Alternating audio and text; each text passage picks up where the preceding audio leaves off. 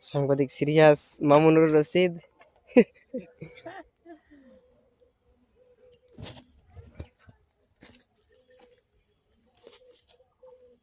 গাছ মানে কাঁচা গাছ, হ্যাঁ, এত রয়েছে তাপমাত্রা। আমের অবস্থা দেখছো? ট্যাপসা হয়ে যাচ্ছে 3 দিন আগে যে তাও পুষে শেষ।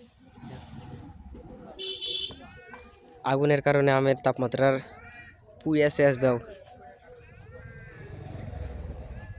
আগুনের তাপমাত্রার কারণে আম পচে গেছে।